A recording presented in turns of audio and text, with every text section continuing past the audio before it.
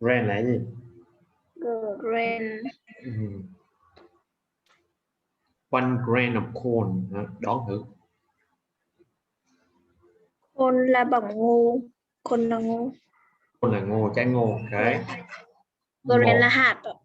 Đó, một gì đúng không? Và đó, một hạt thóc. Ok. Cục thóc.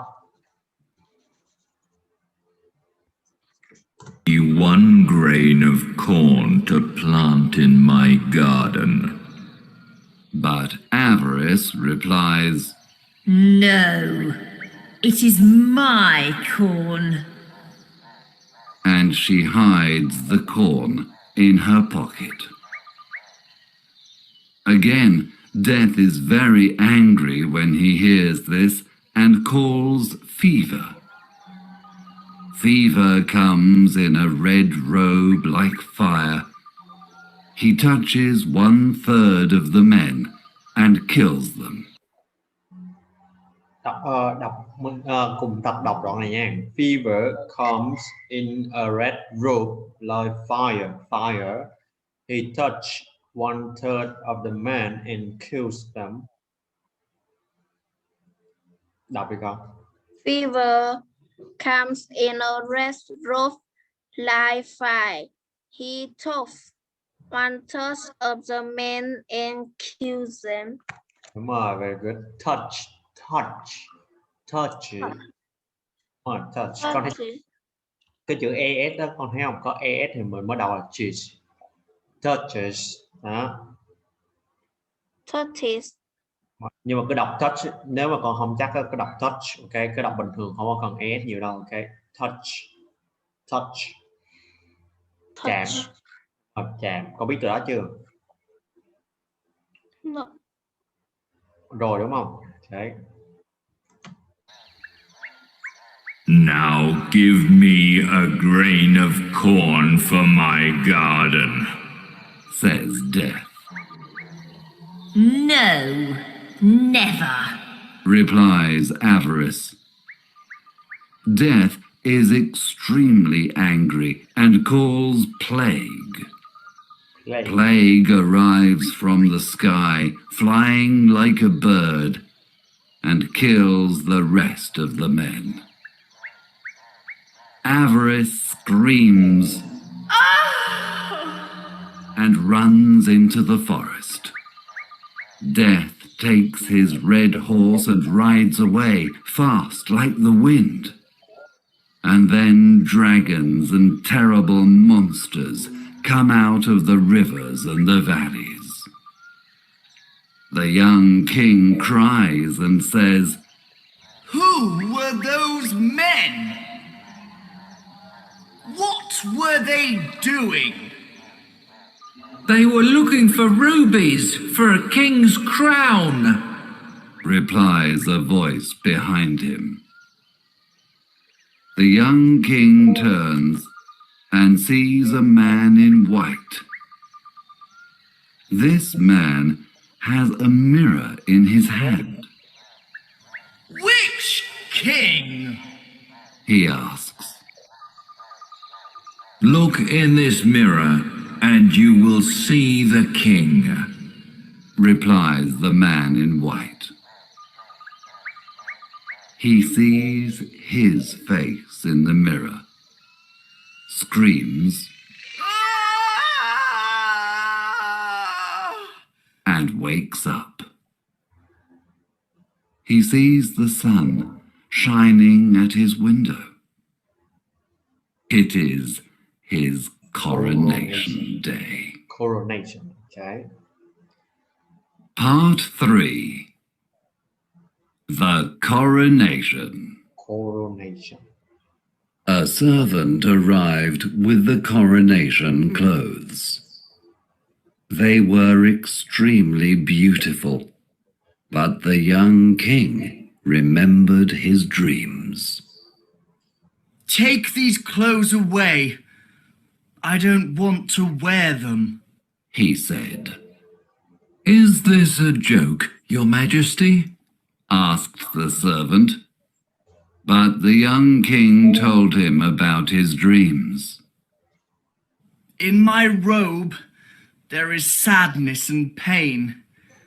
In the rubies, there is blood. And in the pearl, there is death. He said. The servant replied, Please forget your dreams. Put on the robe and the crown. The people will not recognize a king without a crown and a scepter. Scepter. But the king Đọc đoạn này cho thầy. The servant replied. The servant replied, Good. Please forget your dreams, but on the robe and the crown. Đúng rồi. The people will not recognize a king without a crown and a scepter. Đúng rồi, very good. Rồi, put on là gì con? Put on. On làm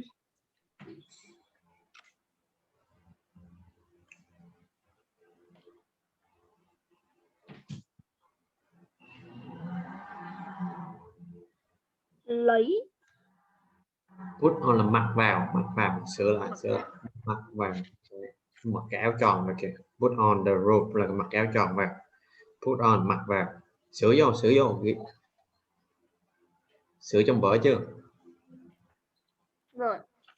Very good. Okay. Recognize. Hồi nãy con đọc từ này đúng rồi nè. Recognize là gì? Recognize. Bữa mình mới học.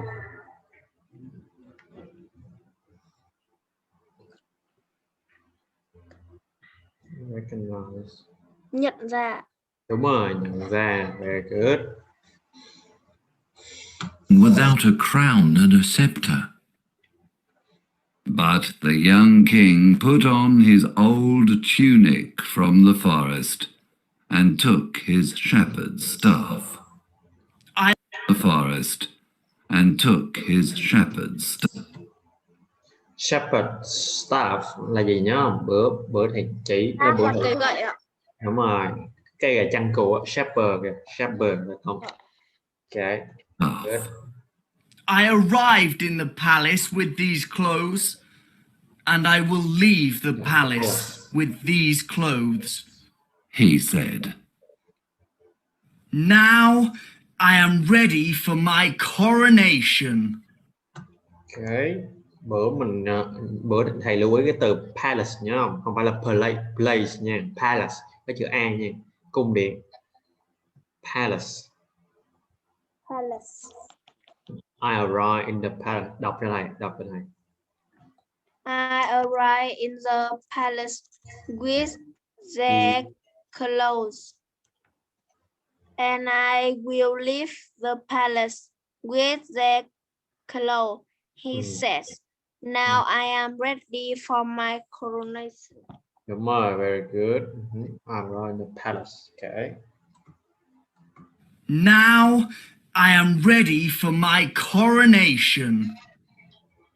A servant asked him, Where is your crown? And he took a briar of thorns from his balcony. This will be my crown, He replied. The young king rode his horse to the cathedral.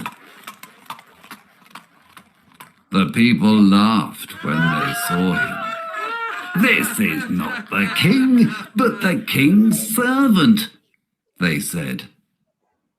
He explained his dreams, but one man was angry and said, Do you not know that rich people give poor people work?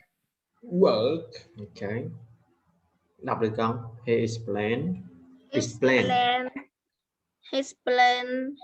dream, but one man was angry and said, Do you not know that rich people give poor people work? Đúng rồi, very good. Explain.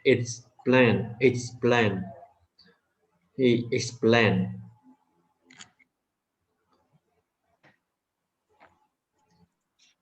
He explained. Explain. Very good. Okay. It is difficult to work for a hard master, but it is more difficult to work for no master. Okay, cái đoạn này hay nhớ nha. Okay. It is difficult to work for a hard master, but it is more difficult to work for no master. Okay. Please return to the palace and put on your coronation robes. The rich and the poor are brothers. He replied. But the people laughed again. He arrived at the great door of the cathedral, but the soldiers stopped him.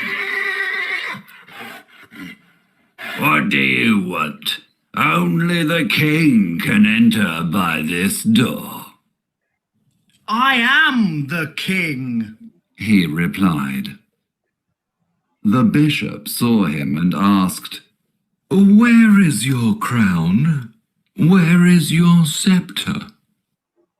The young king told the bishop of his dreams, but the bishop answered, Listen to me. I am an old man. Bishop là đây nè, để thầy cho con coi cho nó dễ hình dung. Bishop ở bên nước ngoài có cái đó về tôn giáo. Nè, Bishop là những người này nè, theo đạo Chúa nè, giống như người truyền, giống như cha vậy con, cha trong nhà thờ con có biết không? Đó, truyền tin của Chúa. Đó, suy nghĩ gì cho nó dễ hiểu. Ok, Bishop liên quan đến tôn giáo là Chúa nhiều hơn. Ok, Bishop.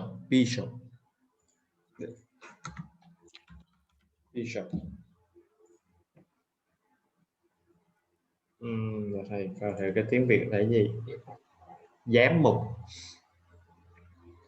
nhưng mà trong cờ tướng lộn cờ vua là con hậu.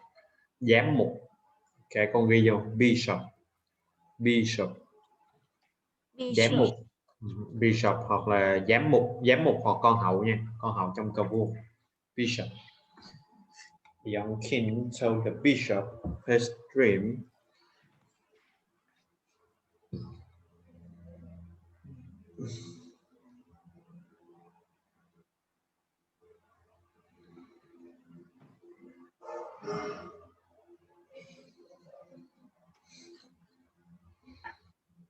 An old man. Okay, đọc cho thầy. The young king told the bishop his dreams, but the bishop asked words, Listen to me. I am an old man. Old man. Okay. Old man. There are many bad things in the world, but you cannot change them all. There are many bad things in the world, but you cannot change them all. Okay. Có nhiều bad things in the world, but you cannot change them all. Okay. Things in the world, but you cannot change them all. There are thieves and pirates and beggars, but you can't make these things disappear. There are thief là trộm cắp, kẻ cướp, không biết rồi không? Thief. Vâng. Pirate là bữa thầy cũng chỉ này, cướp biển. Ok, and beggar là người ăn xin. Beggar.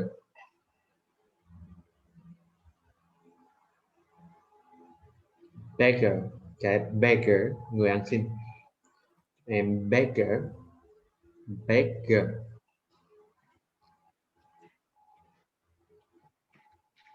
Ghi vô chưa? Mấy tên này còn biết ạ. Không biết hả? Ok, you can make this and disappear. Ok, đọc cái này. There are thieves and pirates and beggars, but you can make the thing disappear. Ok, biết nghĩa là, nhưng mà đọc chưa đúng nha. Ok, there are thieves. thief, thief, thieves, thieves. Okay, không phải pirate nha, pirate, pirate, pirate, pirate, pirate.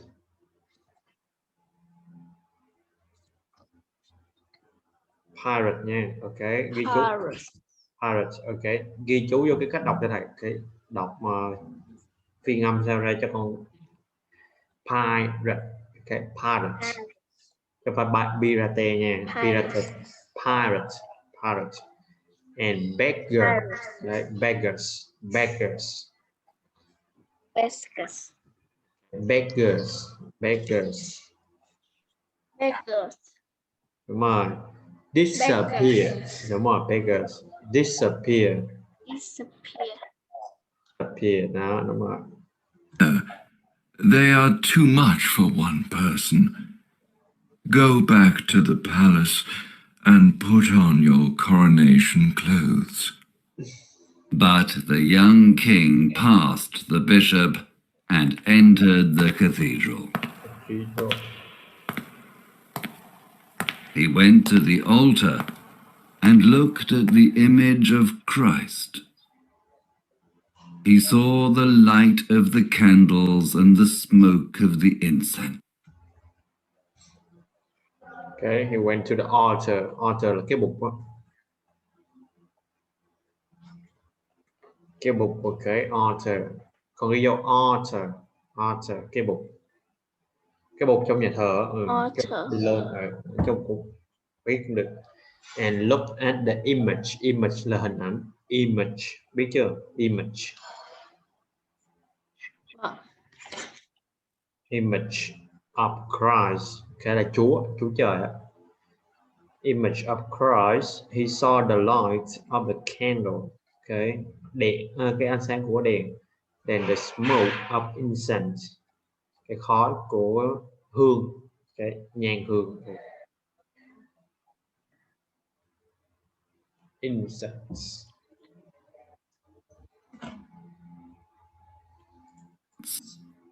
Đọc cái này. He went to the altar. He went to altar and looked at the image of Jesus. He saw the light of the candles and the smoke of the incense. Đúng rồi. He saw light of the candle. He saw light of the candle. Cái nến nha, okay, and the smoke. No, smoke. And the smoke of the incense.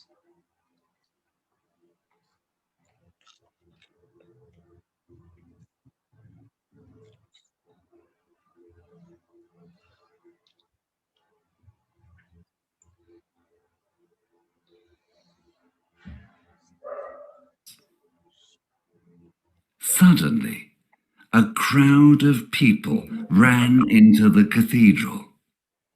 They had swords and were very angry. "Where is this king dressed in beggar's clothes?" they cried. They have sword. Sword là kiếm nha con. Sword. Không có đọc chữ W, không phải sword. Sword. They have swords. They have swords. Đọc là of people ran into the cathedral. They had swords. Swords. Không có chữ W. They have swords. And were very angry where this king dressed in beggar clothes. They cried. Swords.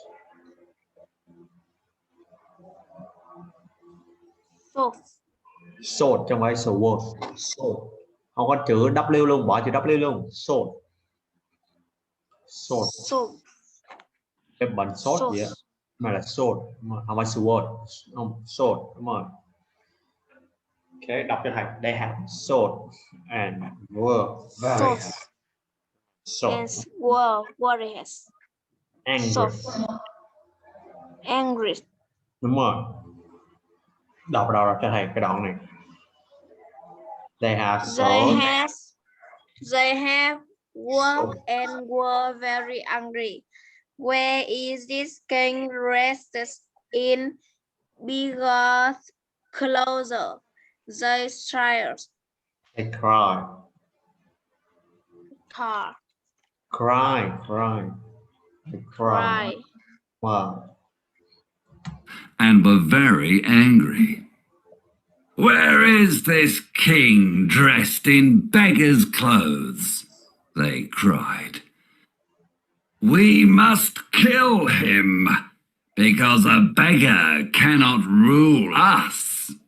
He will be bad for our country. But the young king prayed silently in front of the altar. Then he turned and looked at the people sadly. Pray silent. Pray là cầu nguyện nha con. Ghi vô. Pray. Pray. The young king prays silently. Pray. Ghi vô. Pray. Cầu nguyện. No. Pray silently. Pray. Không có ed đó nha. Pray bình thường thôi. Ed là quá khứ. Ok. Pray silently. Đúng rồi. Silently. Cách im lặng. Silently là một cách im lặng. Ok.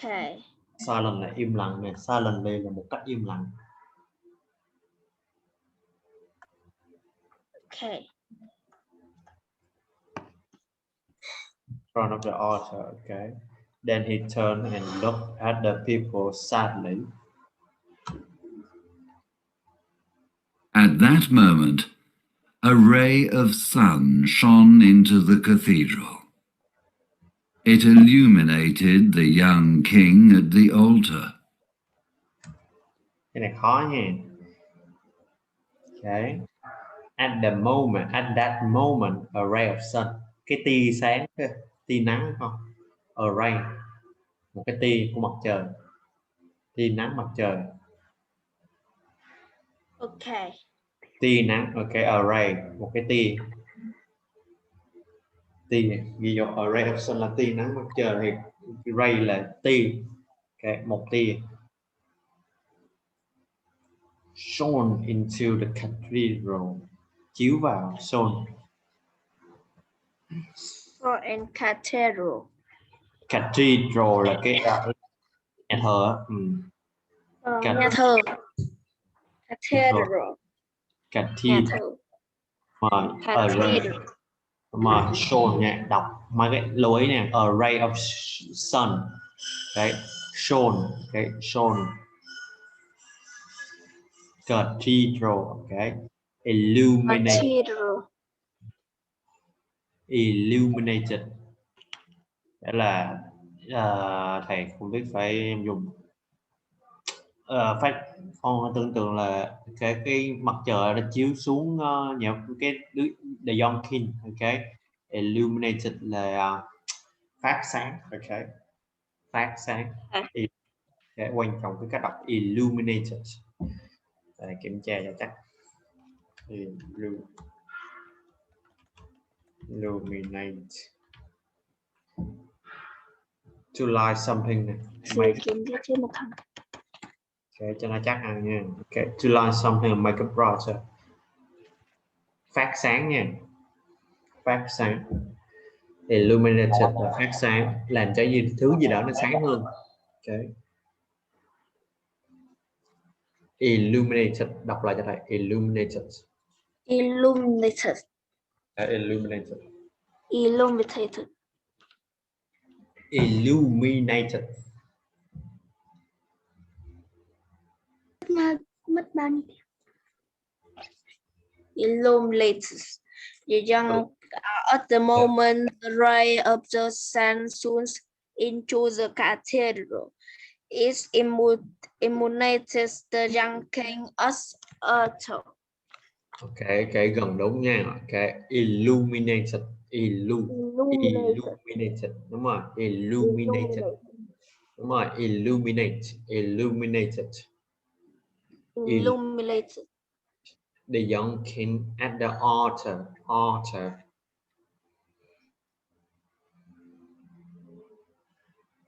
Altar nha. Ok, gần đúng nha. Ok, very good. Tiếp nha. It illuminated the young king at the altar. The sun made a beautiful robe around him. Red roses grew on his dry crown of thorns, and white lilies grew on his staff. Okay. Hơi huyền bí, hơi magical. Okay. The sun made a beautiful robe around him. Red roses grew on his His staff. dry crown of thorns, and a white lily grew on his staff. Okay. Lily là hoa. Okay. Hoa màu trắng. Okay. Lily là hoa gì được? Không nhớ luôn. Đọc cho thầy. The sun made a beautiful robe. The sun makes a beautiful robe around him. Red roses grew on his dry crown of thorns, and white lilies grew on his staff. Đúng rồi. Red rose. Okay, very good. Đúng rồi. Thorn. Okay. Okay, lưỡi mới nói chút. Thorns. The roses were redder than rubies, and the lilies were whiter than pearls. Okay. Nghe hơi màu nhiệm. Okay, hơi phép màu. The roses were redder đỏ hơn đó, thấy không? Redder than rubies. Okay, and the lilies were whiter than pearls.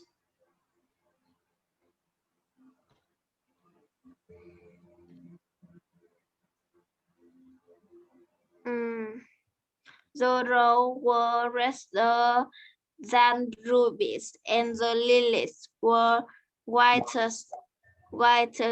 than pearl. Pearls. Các pearls. Đọc lại thầy. Pearls. Pearl. Đúng rồi, không phải Pearl. pear nha. Pearls. Music started to play,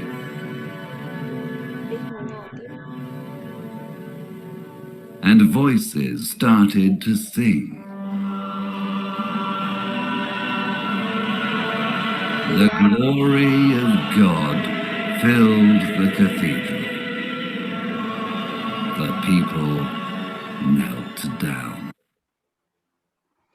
The glory of God filled the cathedral. Okay. Cái hào quang của thần. Okay. God là thần nha. Glory. Okay. Hào quang. Fill the cathedral. The people knelt down.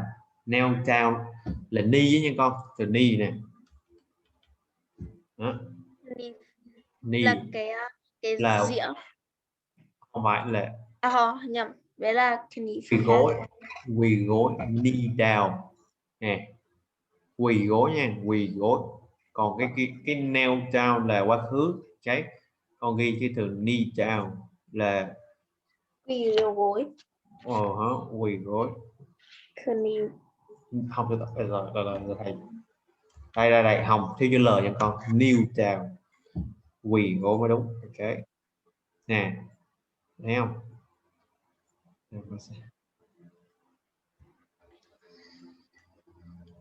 Chữ L như này nhớ có chữ kneel down. Kneel before me.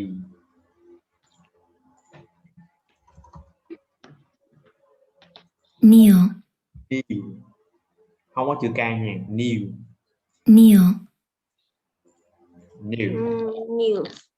Đấy. And people knelt down. The people knelt down. Knelt down. The people knelt down. Okay, đọc cho thầy. The glory là hào quang. Ok. Vinh quang, hào quang. The glory the glory, of God. Đọc tiếp đi. The God. glory of God.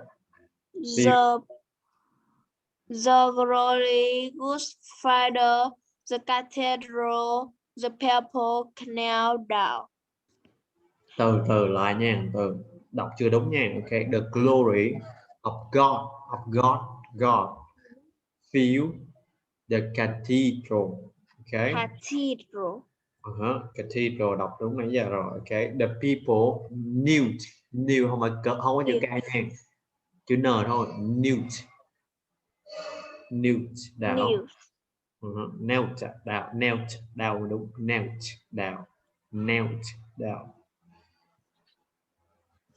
The glory of God fill the cathedral. cathedral. Đúng rồi, đọc lại thầy.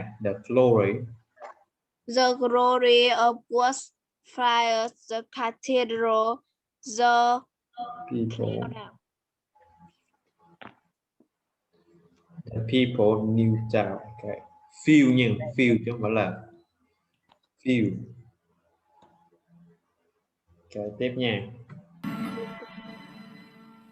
He is crowned by someone greater than me, the bishop said, and he knelt in front of the young king.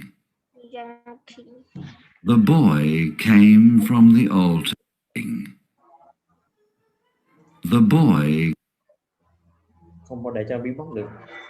Nghe thôi nha. Came from the altar and passed the people. But they didn't have the courage to look at his face, because it was the face of an angel. Have the courage to look at his Courage là dũng cảm đúng không? Courage. Ghi vô. Courage to. Ok, nghe lại nha, nghe lại khúc. He is crowned by someone greater than me. Okay. Anh ấy được xưng vua bởi một người nào đó to lớn hơn cả tôi. Okay. Giám mục nói. Và knelt down in front of the young king. The people knelt down. He is crowned by someone greater than me, the bishop said, and he knelt in front of the young king. The boy came from the altar and passed the people, but they didn't have the courage to look at his face, because it was the face of an angel. Okay. Con thấy cái chuyện này sao? Angel là cái từ angel là không biết nữa. Angel, thiên thần. Angel, thiên thần.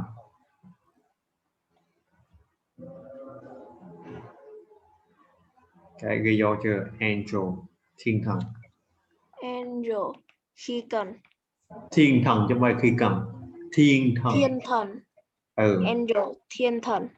Thần, thiên sứ. Không ai có đủ dũng cảm để nhìn mặt anh ấy, bởi vì đó là khuôn mặt của một thiên thần. Okay.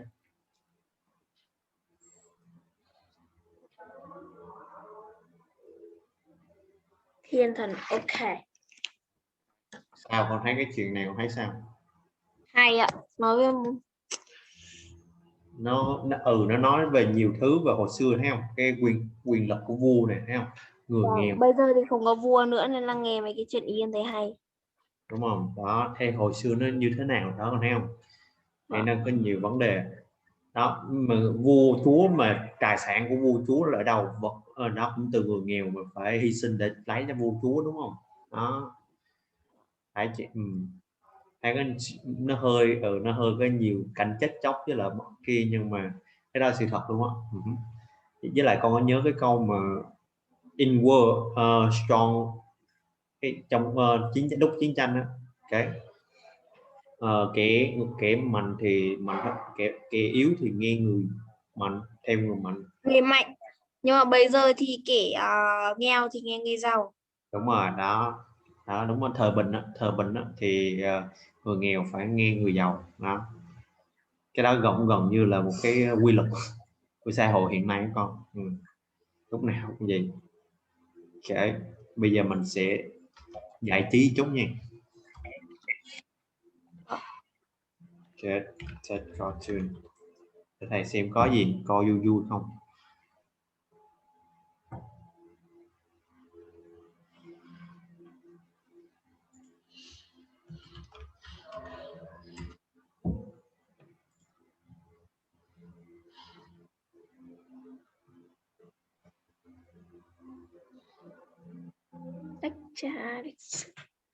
Cái nào lịch sử của nỗi buồn, con muốn nghe cái này không? Rồi, lịch sử của trà này. Cái nước bắt nguồn từ đâu? Cái thầy xem phải có gì không.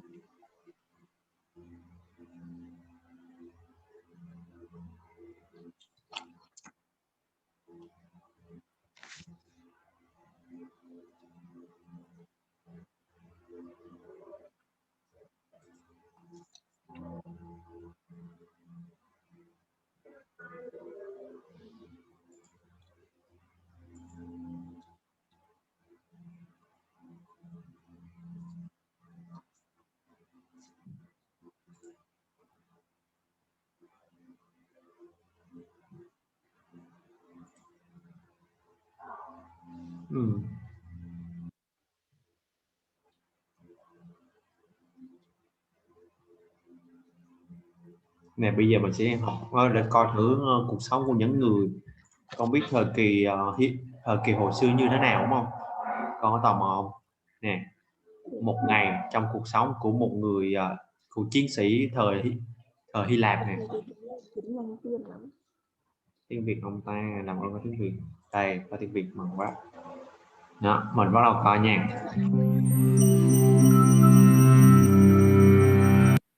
Cuộc sống phải xem cuộc sống của hồi xưa người ta như thế nào. Okay. Thời kỳ. The year is 15 CE, and the Roman Empire is prospering. Most of the credit will go to the emperor, but this success wouldn't have been possible without loyal soldiers like Servius Felix. Servius enlisted as a legionary 8 years ago at age 18, the son of a poor farmer with few prospects. Unlike the majority of legionaries, he doesn't gamble, so he's been able to save most of his wages. He's even kept his viaticum, the 3 gold coins he received when he enlisted. If he survives until retirement, he'll receive several acres of land, and he's grown rather fond of a girl back home whom he intends to marry. But he'll have to wait until he completes his 25 years of service before that can happen. And the life of a legionary is dangerous and grueling. Today, Servius's legion, along with 3 others, has undertaken a great march of 30,000 Roman paces, the equivalent of nearly 36 kilometers. Servius's armor and weapons, including his gladius, scutum, and 2 pila, weigh over 20 kilograms. And that's not counting his backpack, or sarkina, which contains food and all the tools he needs to help build the camp: spade, saw, pickaxe, and basket. Although Servius is exhausted, he won't sleep much tonight. He's been assigned the first watch, which means looking after the baggage animals and keeping alert against a possible ambush. After he's done, he lies awake, dreading the day ahead, which will force him to recall his worst nightmare. At dawn, Servius eats breakfast with his 7 tent companions. They're like a family, all bearing scars from the battles they've fought together. Servius is from Italia, but his fellow soldiers hail from all over the empire, which stretches from Syria to Spain.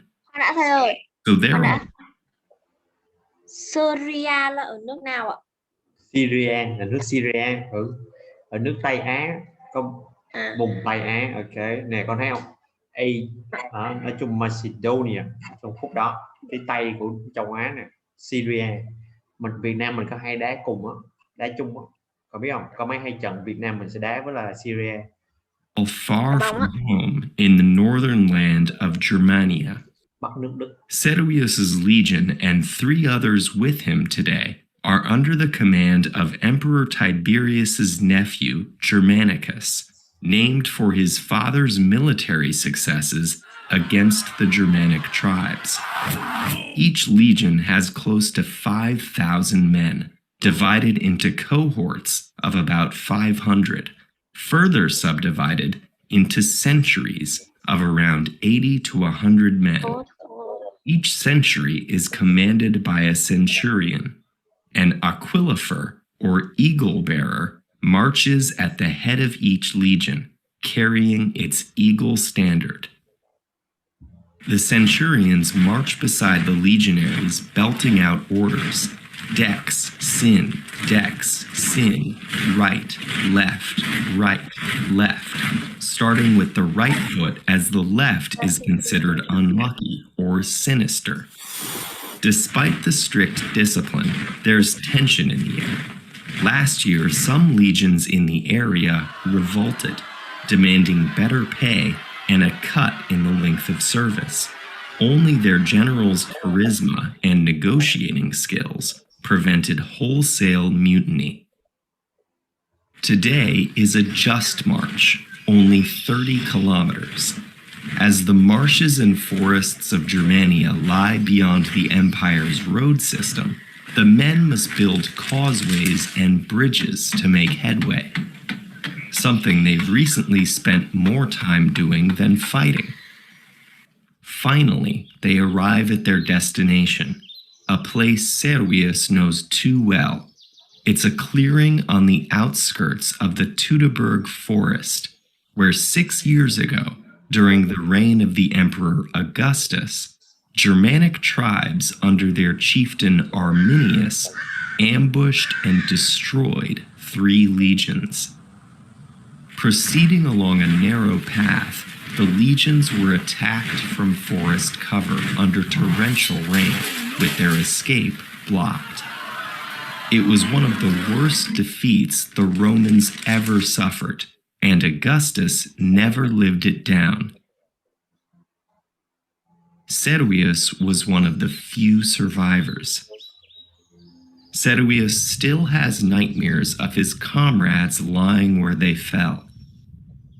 But now the army is back to bury the dead with full military honors.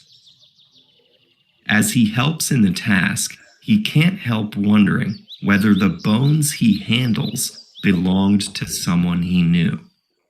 Several times he wants to weep aloud, but he pushes on with the task. The glory of the empire can go to the crows. All he craves is to retire on a small farm with his wife-to-be, if the gods should spare his life for 17 more years.